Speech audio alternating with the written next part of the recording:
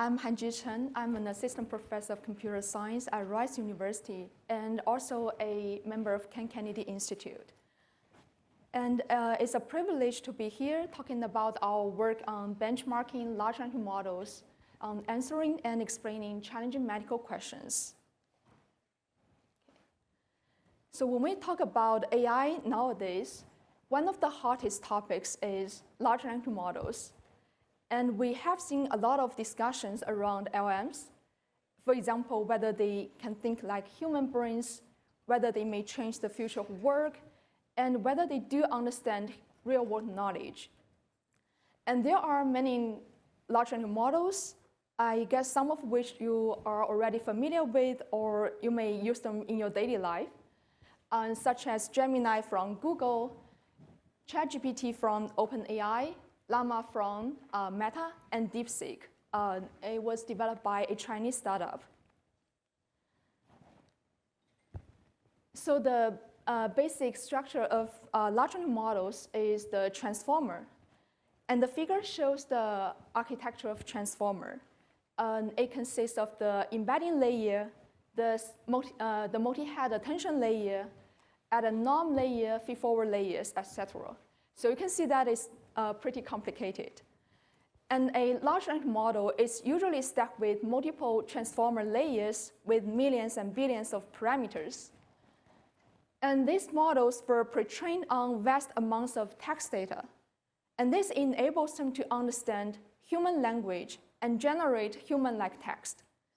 For example, you can ask the model a question like, why do people put food in the refrigerator? And the model can understand your question and provide a reasonable response. And you can see that the response is even, I think it contains the common sense knowledge, like refrigerators are used to keep food cool. In addition to language understanding and generation, these models also have the emergent reasoning ability, which enables them to handle even more complicated text, like code generation, planning, and problem solving. In the fields of medicine and healthcare, large language models have also demonstrated significant potential. For example, Google's medical AI chatbots have already been tested in hospitals. And GPT 3.5 and 4 have already excelled in assisting doctors in clinical reasoning and diagnosis. And other models like Gator GPT has the potential to help doctors in writing clinical notes. And we also have seen many medical-specific LMs, such as MedGemini, Meditron, MedAlpaca. Even for general-purpose large language models like GPT-4, they have demonstrated impressive performance in handling medical tests. And these models are particularly good at answering medical questions. And here's an example of medical question answering. And you can see that the input consists of a case description about a patient, and then there's a question, and there are answer choices. So the task for the model is to digest the input information and then pick up the correct answer. To solve this task, the model must be able to synthesize the patient information and utilize the medical knowledge and apply reasoning to infer to the correct answer. So existing large language models are very good at doing this task because they learn from vast amounts of text data. They were even pre-trained on medical textbooks. And this figure shows the performance of LMs over time on the MedQA dataset. It's a benchmark consisting of medical questions sourced from the USMLE. You are probably already familiar with. It stands for the United States Medical Licensing Examination. And you can see that over the past year, many large language models have already achieved the passing score. And some of them are even approaching the expert performance. So the figure only shows the performance by the January of 2024. Actually, by now, many large language models have already outperformed human experts in answering medical questions. So we may want to ask the question, are large language models capable of complex clinical decisions? So we know that the high accuracy, the good performance on medical benchmarks does not mean that these models are ready to be applied to realistic clinical cases, as there could be a huge gap. So most existing medical QA benchmarks contain the questions sourced from the board exams. So answering these questions only require the textbook knowledge. And the language models were trained on medical textbooks, so obviously they have the knowledge to answer these questions. But in reality, in realistic clinical cases, to help doctors in making clinical decisions requires established knowledge and also clinical experience. But there's definitely a gap between the performance on medical QA benchmarks and on realistic clinical cases. Additionally, we know that if we want to apply AI to assist doctors in clinical diagnosis, doctors would also want to know the explanations along with the model's prediction. So here's an example of the explanation for the QA example we saw before. And you can see that the explanation explains all the answer choices and justifies why the prediction is made over the other answer choices. So without the explanation, the doctor may not even trust the model's prediction or use it in practice. So that's why the explanation is important. So we argue that when we evaluate the capability of LMs in clinical decisions, we must evaluate the model's prediction and also its explanation. Unfortunately, there's no supportive benchmark. Existing benchmarks are either too easy or limited in scope or scale. So most existing benchmarks, they only contain the questions sourced from the board exam questions, or they only have the general medical questions. And most of them do not even require the complex reasoning. So for example, they can only evaluate the model's capabilities in doing the classification, summarizing clinical notes, or translating the clinical reports, etc. And some recent benchmarks, they did collect data from hospitals, and they have the challenging clinical cases. But the scope is very limited. They only have a few examples, and also they may just focus on a specific domain. So these benchmarks are not sufficient to comprehensively assess a model's capability in clinical decision making. And more importantly, most of existing data sets, they do not have the high quality explanations that we can use to assess the model's explanations. To fill this gap, we propose, so in our paper, we propose two challenging medical questions, JAMA Clinical Challenge and MapBullis. And both of the data sets, we have collected high-quality explanations written by human experts.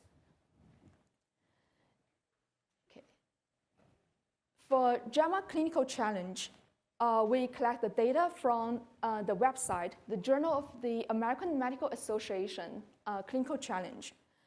So on the website, they have the case reports reported by doctors, and they consider these cases are very real and challenging.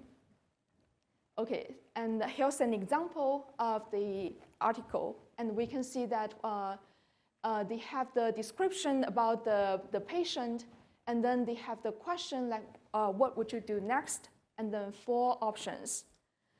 And then in the following, we can see the diagnosis of the patient and the correct answer about what to do next. And then there's also a detailed discussion written by the authors. All of them are the certified doctors or medical professionals. So the detailed discussion explains why for the patient, for the clinical case, this is the right diagnosis, and also why we should do this for the next. So we parse the data, and we construct our data set in a medical QA format. So this is an example. We have the case description, the question, the answer choices, and the discussion, which we will use as an explanation and ground truth explanation. So we collected data from the JAMA Clinical Challenge, and we collected data spanning the time from July 2013 to October 2023. And we got more than 1,500 examples in total, and spanning across 13 medical domains, including ophthalmology, dermatology, pathology, etc. And the table shows the statistics of the data set. We have the numbers of the examples in each medical domain, and the average and maximum input length of the length of the inputs and the explanation. For MedBullies, we collected the data from an online learning platform. So the platform is designed for medical trainees, especially for them to prepare for their USMLE tests. And we collected the USMLE step 2 and 3 type questions. So most of these questions are about clinical diagnosis. And we got 300 examples in total. So actually for the website, they only release a few examples every month. So this is all of the public examples we can collect it from the website. It spans from the April 2022 to December 2023. And I don't know whether it's because we published the paper. It seems that they do not release the open questions anymore on the website. Yeah, but luckily we have collected the data and we have released the data set. Yeah. Okay. So this question is very similar to the previous benchmark we saw before, the MedQA benchmark. They also collected the data from the website. But their data is relatively old because they collected the data before the March 2021. And also, their data set does not have the explanations. Okay. All right, so with the 2 data sets and human-crafted explanations, we evaluate 7 representative LMs, including GPT-4 and GPT 3.5. So both are closed-source and general-purpose LMs developed by OpenAI. And PaLM-2 is also closed-source and general-purpose LM developed by Google, and Llama 2 and Llama 3. So these 2 models are open-source and general-purpose developed by Meta. And we also tested 2 medical LMs. The MedAlpaca is a model based on Llama, and it was fine-tuned on the medical data. And Meerkat is based on Mistral, another type of LM, and then fine-tuned on the medical train of thought and instruction following data. Okay. So we compare the performance of the 7 LMs on our data sets and the previous benchmark MedQA, and we can see that all of the performance of these models dropped significantly. Especially for GPT-4, its performance dropped more than 12%. For other models, they dropped 5% to 12%. So this means that our data sets are indeed challenging as compared to the previous benchmark. And even for the medical LMs, like MedAlpaca and Meerkat, even though they were already trained on the medical text, medical data, when we tested them on our data sets, especially for the JAMA Clinical Challenge, you can see that they still fall short in solving the realistic, challenging clinical cases. And the performance is pretty bad. Okay. And then we want to investigate whether prompting strategies can help improve the model's performance on the medical tests. And we apply the in-context learning and the train-of-thought prompting. So for the in-context learning, we insert the exemplar in the input prompt. So we want to use these examples to teach the model to do the task. And for the train-of-thought prompting, so basically we prompt the model to think first. You can see that we have this sentence in the prompt that thinks step by step, and then the model make the final prediction. So generally, train-of-thought prompting can improve the performance of large language models in a variety of tests, general tests. All right, so we tested so first we tested the in-context learning prompting strategy. Unfortunately, it seems that in-context learning doesn't help improve models' performance on the medical tests. Only GPT-4 and Llama 3 benefit a little bit, but it's not even significant. And it seems no matter how many examples we provided in the input prompt, they just cannot help the model to adapt to the medical domain. And you can see that these curves are pretty flat. And then we try the train-of-thought prompting. We want to see that if we explicitly ask the model to reason first, whether that can help the model to arrive at the correct answer. The results are promising. So train-of-thought improves the performance of most models, even though it's not that significant, most of which are less than 5%. But at least we see the improvement on the MATQA and MATBOLIS data sets. But on the JAMA clinical challenge, remember that these clinical cases are even challenging for doctors. So yeah, I don't think it's even surprising that train-of-thought cannot help improve models' performance on JAMA clinical challenge. Yeah, only GPT 3.5 and Meerkat improved a little bit as compared to other models. All right, so after evaluating the model's prediction performance, we then evaluate models' explanations on answering these medical questions. So this is the prompt we use. So we directly provide the answer in the input prompt, and then we ask the model to generate an explanation to justify why the correct answer is preferred over other answer choices. So this is an example. We have the input, and we have the reference explanation written by human experts. And then we have the model-generated explanation. And then we apply a suite of evaluation metrics to assess the model-generated explanation. Okay. The surface form similarity just simply measures the overlap between the reference explanation and model explanation. And then we also evaluate the two explanations in the semantic space. So of these metrics, they are using pre-trained models like BERT. We use BERT to encode the two explanations into two representations.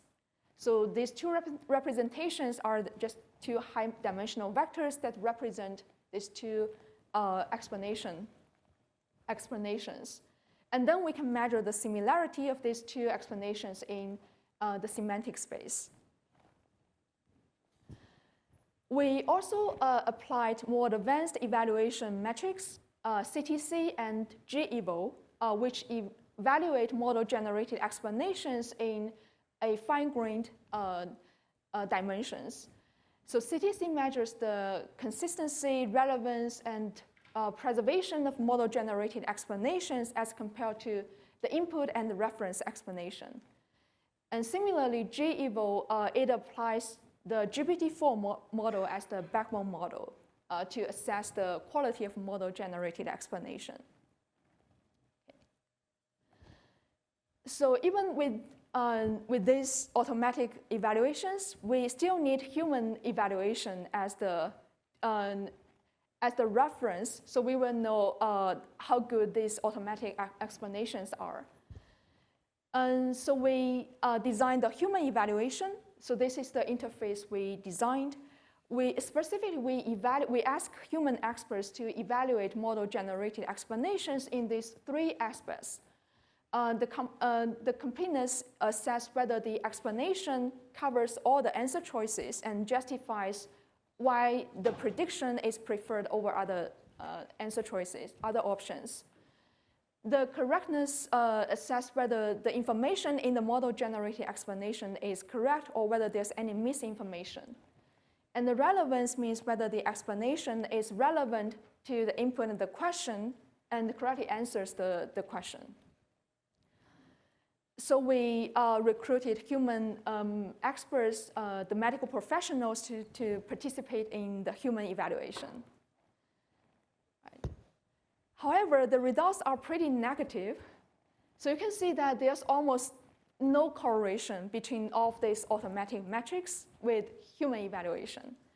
We only observed somewhat positive correlation between the G-eval, even though, I mean, for GPT-4 model, it's closed sourced, right? We have no idea how it works, and anyway, it just can provide the scores that show the a little bit positive correlation with human judgments, but it's still not even a strong correlation. And even worse, our human annotators identified many deficiencies of model-generated explanations. And they identified incorrect and irrelevant information. And you can see this is an example. And I don't have any medical background. So you can see that if we apply the AI models, LMs in practice, it could raise very significant concerns, especially it might mislead general users if they do not have any background. By just reading this model explanation, the text, they look good, they look plausibly good, it's fluent, and I may just trust it, right? Okay. So to conclude our work, we proposed two challenging medical QA data sets with human expert explanations. And this is our paper published at NACO in 2025. And we have released the two data sets with appropriate license. You can also download the JAMA data set. And the mapboard is fully open. And we benchmarked 7 representative LMs, and we have identified the potential issues of these models and their limitations in the medical domain. And I think there's still a long way for us to do and to build the medical LMs in practice. Okay. So in our future research, we aim to develop interactive framework that simulate realistic sequential clinical diagnosis. And we know that the single-step medical question answering is not even close to realistic clinical diagnosis, as the process could involve multi-stage decision-making. So we want to simulate an interactive framework to assess the capability of LMs or AI systems in realistic clinical settings, interact with the environment and end users. So they have the potential to be adapted to the clinical domain, and you can see that they can solve the complex clinical diagnosis along multiple steps. Like they can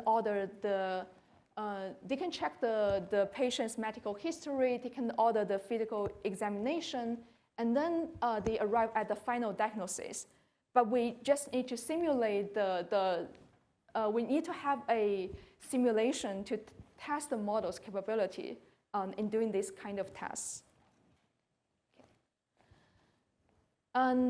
So in addition to the simulation and the medical AI agents, I think it's pretty urgent to develop automatic metrics to assess the model's prediction, especially the explanation, as they are pretty flexible. They are in the free text form, so it's very hard to evaluate them. And we cannot always rely on recruiting human experts to do the evaluation, because it's very expensive and time-consuming. So in the future, we aim to develop a suite of automatic metrics to assess model-generated explanations in different aspects, such as the faithfulness, comprehensiveness, completeness, groundness, etc. And we will make sure that these automatic metrics are grounded into knowledge base, and they align, more importantly, they align with human experts, human evaluation. And so in addition to the performance, there are many other aspects we should emphasize, and I think previous speakers have already emphasized a lot, so I just go through this very briefly. So in the future, I think it's important to develop trustworthy and responsible AI systems. So they are not just have the good performance in doing the task, but they should be transparent and explainable in terms of their predictions, and they should make fair decisions, and they should also protect the patient's privacy, and they should be robust to the input variations, and more importantly, they should be safely integrated into clinical practices. Yeah. So actually, my core research is centered around trustworthy and responsible AI. We have established research in building trustworthy and responsible AI systems spanning different aspects, including data, model, algorithm, and evaluation. And we are looking forward to applying our trustworthy and responsible AI techniques into real-world and safety-critical domains, especially medicine and healthcare. So with so many medical experts sitting around, I'm looking forward to collaborations in the future. Thank you.